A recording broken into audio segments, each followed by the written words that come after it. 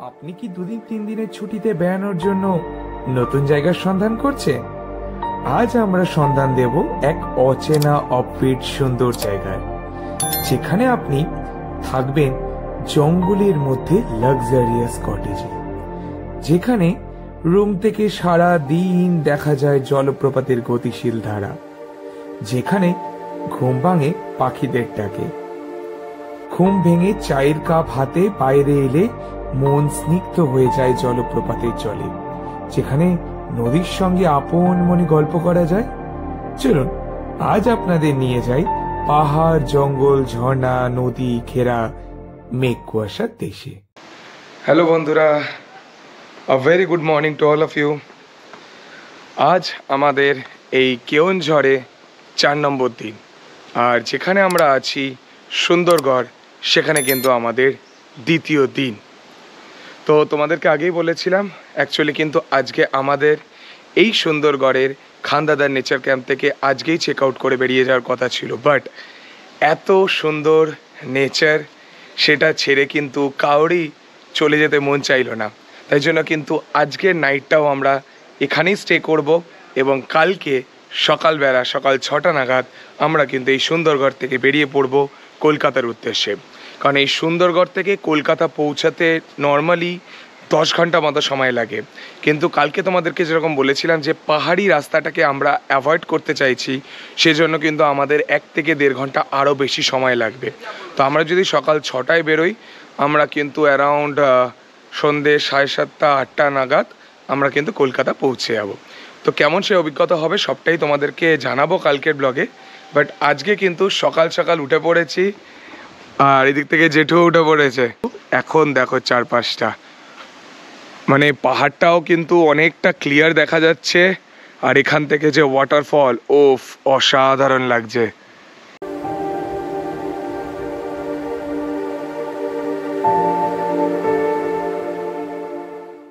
কালকে রাতেও যখন আমরা কটেজে ঢুকছিলাম না, তখনও পুরো ওয়াটারফলের আওয়াজটা পাচ্ছিলাম, বাট দুঃখের বিষয়ে ওয়াটারফলটা তখন দেখতে পাচ্ছিলাম না, কিন্তু এখন কিন্তু ওয়াটারফলটাও বেশ ভালো দেখতে পাচ্ছি। ওয়াটারফল সামনে থাকাতে আমাদের এই নিচের ক্যাম্পে কিন্তু প্রচুর বাদরের আনাগোনা আমরা দেখতে পেয়েছিলাম। যাকে বেশ ভালোই লাগছিল। এরপরে কিন্তু আমরা চলে আসি ব্রেকফাস্ট টেবিলে। তো ব্রেকফাস্টটা কিন্তু বেশ সিম্পলই ছিল, যেরকম তোমরা দেখতে পাচ্ছ, আলু মাটারের সবজি, তার সাথে পরোটা এবং তার সঙ্গে উপমা। খাবার দাবারের টেস্ট কিন্তু বেশ ভালোই ছিল। আমরা বেশ জমিয়ে গুছিয়ে কিন্তু ব্রেকফাস্টটা সেরে ফেলি। এখানে কিন্তু বেশ সুন্দর সুন্দর কিছু ফুল ফুটে আছে, এগুলোকে নাকি লঙ্কা জবা বলে। কারণ দেখো জবা ফুল, অথচ দূর থেকে দেখলে মনে হবে লঙ্কার মতো এগুলো ঝুলে আছে। তো বেশ সুন্দর, লঙ্কা জবা বলে। আর এইদিকে তোমাদেরকে কালকে অলরেডি বলেইছিলাম, একটা ট্র্যাম্পোলিন আছে, যেখানে আমি, মা, জেঠুমনি সবাই লাফিয়েছি।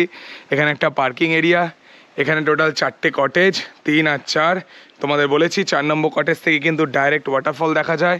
এছাড়াও নিচে আরও 2টো কটেজ আছে, 5 নম্বর এবং 6 নম্বর, সেখান থেকেও কিন্তু তোমরা ডাইরেক্ট ওয়াটারফল দেখতে পাবে। এটা হচ্ছে ডাইনিং এরিয়া, এটা হলো রিসেপশন এরিয়া, এবং ওপরে তোমরা 4টে টেন্ট দেখতে পাবে, 1 2 3 and 4। তো এই টেন্টের ওভারভিউ তোমাদেরকে এখন দেব।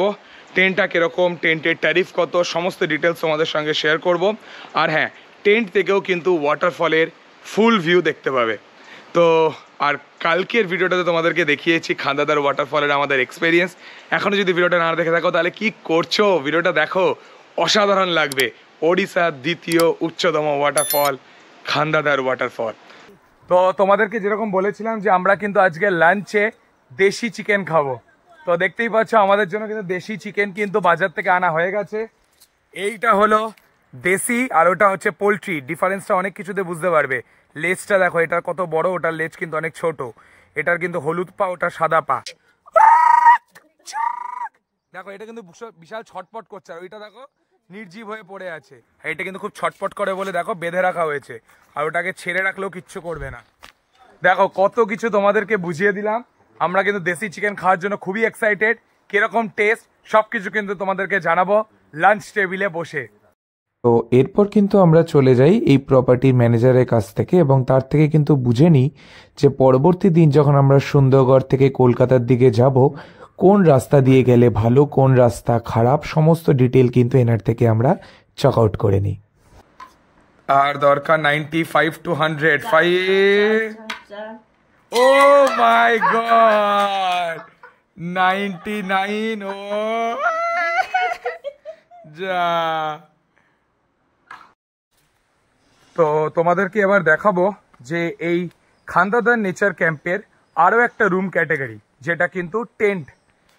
আমরা ছিলাম এই নিচের কটেজগুলোয়, আর তার থেকে একটু ওপরেই কিন্তু এখানে টোটাল 4টে টেন্ট আছে, 1 2 3 and 4।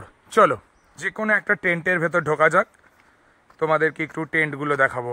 তো তোমাদেরকে যেমন বলেছিলাম এখানে টোটাল 6টা কটেজ, 4টে ইকো কটেজ এবং 4টে টেন্ট আছে।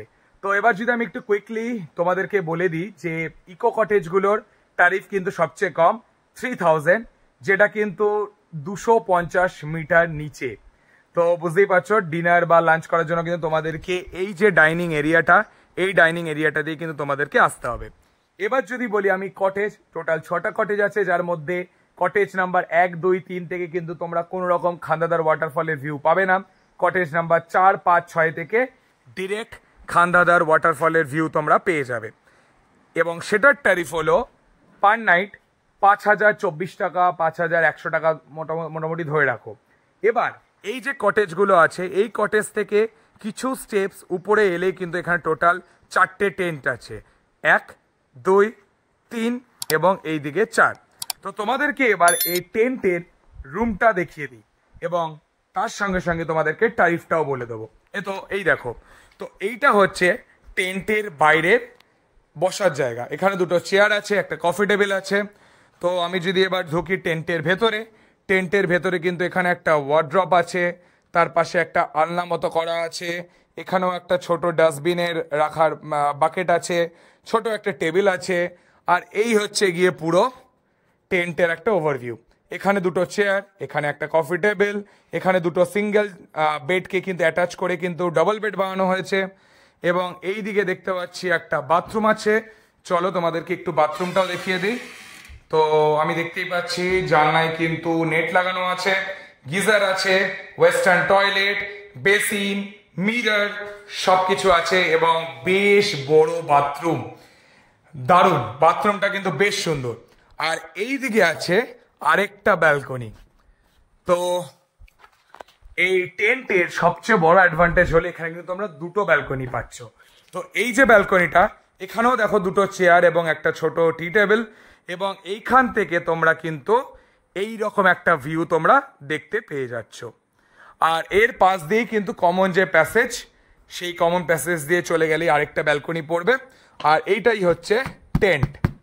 তো অলরেডি কিন্তু তোমাদেরকে কটেজের যেরকম রুম ট্যুর দেখালাম, তেমনি কিন্তু টেন্টেরও রুম ট্যুর দেখালাম। এবার চলে আসে যাক টেন্টের রুম ট্যারিফটায়। টেন্টের পার নাইট রুম ট্যারিফ হলো 5600 সামথিং, 5600 প্লাস। তার কারণ একটাই, কটেজের থেকে কিন্তু টেন্টের সাইজ একটু ছোট, বাট প্রত্যেকটা কটেজ থেকে কিন্তু তোমরা দেখতে পাবে এই খান্দাধার ওয়াটারফলের একটা ভিউ, যেটা কিন্তু একমাত্র 4 5 6 কটেজ থেকেই অ্যাভেলেবেল। তো জাস্ট বিকজ অফ এই ভিউটা এই টেন্টের রুম ট্যারিফ কিন্তু সবচেয়ে বেশি। বাট বেশ ভালো লাগবে, যতটা হাইটে তোমরা থাকবে তত কিন্তু তোমাদের মানে ওয়াটারফলের ভিউটাও তোমরা অনেক ভালো দেখতে পাবে। আর আরেকটা জিনিস যেটা বলে রাখা দরকার, অনেকেই হয়তো ওয়ার্ক ফ্রম হোমের তোমরা চেষ্টা করবে এখানে এসে, তো এই টেন্টের যে জায়গাগুলো না, যত তোমরা ওপরে থাকবে তত কিন্তু নেট কানেকশন অনেক ভালো। এই জায়গাগুলোতে দাঁড়িয়ে আমি নেট করছিলাম, নেট কানেকশন খুব বিশাল কিছু স্ট্রং নয়, বাট ভালো নেট পাওয়া যাচ্ছে।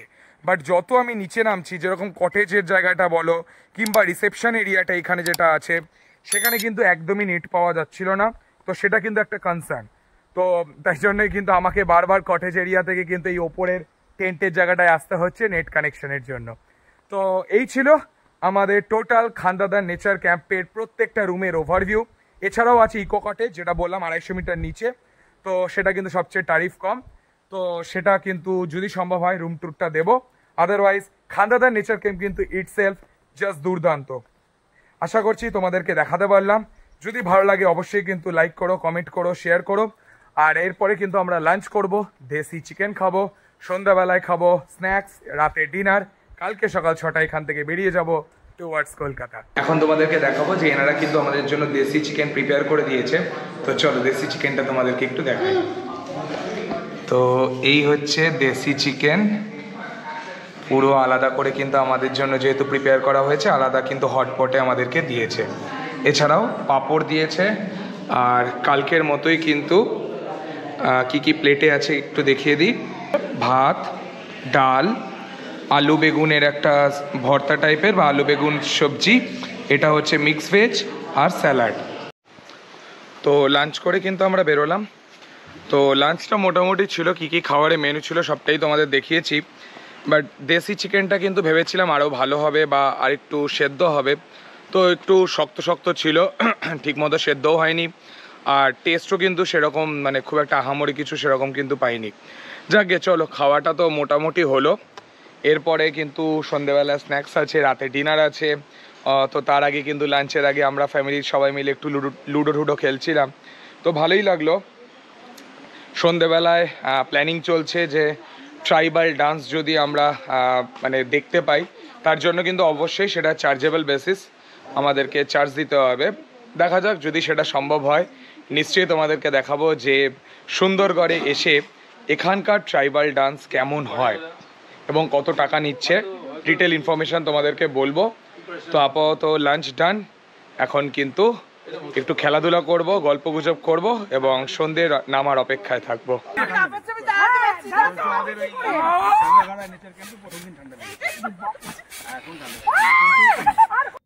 সন্ধেবেলাতেও কিন্তু কমপ্লিমেন্টারি স্ন্যাক্সের ব্যবস্থা ছিল, যার মধ্যে গরম গরম আলুর চপ, পকোড়া, চা বা কফি এবং বিস্কিট, এই সব কিছু ছিল স্ন্যাক্সের মধ্যে।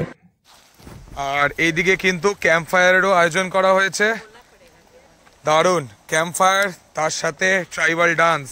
সবাই কিন্তু নিজেদের আসন গ্রহণ করে নিচ্ছে ট্রাইবাল ডান্স দেখার জন্য।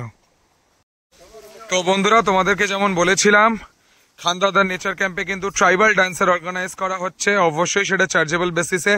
তো দেখো, ট্রাইবাল ডান্সের যে পুরো গ্রুপ তারা কিন্তু চলে এসছে নিজেদের ইনস্ট্রুমেন্ট নিয়ে, সবাই কিন্তু ড্রেস আপ করে চলে এসছে, মহিলারা শাড়ি পরে এবং বাকিরা নিজেদের ড্রেস পরে। দারুণ একটা এক্সাইটমেন্ট কাজ করছে, একটা দারুণ ট্রাইবাল ডান্স দেখবো, তাও আবার খান্দাদার নেচার ক্যাম্পে এসে। খুবই এক্সাইটেড। তোমরাও কিন্তু আশা করছি এই ভ্লগের মাধ্যমে তোমরাও খুব এনজয় করবে এবং কেমন লাগলো পুরো পারফরমেন্সটা অবশ্যই কিন্তু আমাদেরকে কমেন্ট বক্সে লিখে জানিও।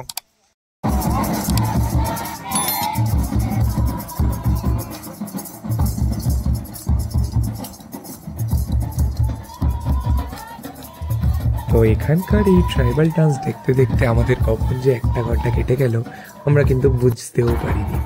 একটা জিনিস আমি বিশ্বাস করি, যে প্রান্তেই ঘুরতে যায় না কেন, সেখানকার কালচার, সেখানকার সংস্কৃতি, সেখানকার নাচ গান, এগুলো কিন্তু দেখতে বেশ ভালো লাগে এবং সেগুলোকে কিন্তু রেসপেক্ট করা উচিত। তো আমরা সেখানে গিয়ে চার্জেবল বেসিসে হলেও যে ট্রাইবাল ডান্সটা দেখেছিলাম সেটা কিন্তু দেখতে বেশ ভালো লাগছিল। তো তোমরাও যদি খান্দাদা নেচার ক্যাম্পে আসো এবং সন্ধ্যাবেলায় যদি তোমরা বোর ফিল করো, অবশ্যই কিন্তু এই ট্রাইবাল ডান্সটা দেখতেই পারো।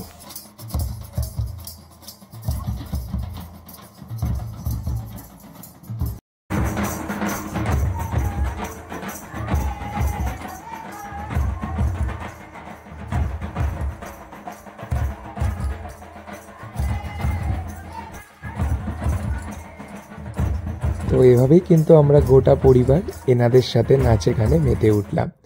এরপরে ফাইনালি ছিল ডিনারের পালা। ডিনারে ছিল রুটি, আলু পোস্ত, ডাল, আন্ডা কারি এবং সিমুয়ের পায়েস। এছাড়াও যদি কেউ রুটি না খায় সে কিন্তু ভাতও নিতে পারে। ডালটা একটু পাতলা ছিল, বাট প্রত্যেকটা আইটেম কিন্তু খেতে বেশ ভালো ছিল আর খুবই ভালো, ছিমছাম ঘরোয়া একটা পরিবেশ। সবচেয়ে ভালো কিন্তু আমার লেগেছিল এই সিমুয়ের পায়েসটা, অসাধারণ ছিল। এইভাবে কিন্তু আমরা আমাদের দিনটাকে ফাইনালি এন্ড করি। আগামী পর্বে থাকবে আমাদের সুন্দরগড় থেকে কলকাতা যাওয়ার দুর্দান্ত রোমাঞ্চকর এক অভিজ্ঞতা, যেখানে থাকবে কুয়াশাচ্ছন্ন রাস্তা, তার পাশাপাশি সুন্দর ঘাটি এরিয়া, এর পাশাপাশি থাকবে অফ রোডিং এবং তার পাশাপাশি আমাদের ধাবাতে খাওয়ার দুর্দান্ত অভিজ্ঞতা। এছাড়াও 450 কিলোমিটার ট্রাভেল করে আমাদের সুন্দরগড় থেকে কলকাতা যাওয়ার এক অনবদ্য সুন্দর অভিজ্ঞতা, এবং ফাইনালি শেরি পাঞ্জাবে আমাদের দুর্দান্ত খাওয়া দাওয়া। এই সমস্ত গল্প নিয়ে ফিরছি আমরা আগামী পর্বে, অবশ্যই চোখ রেখো।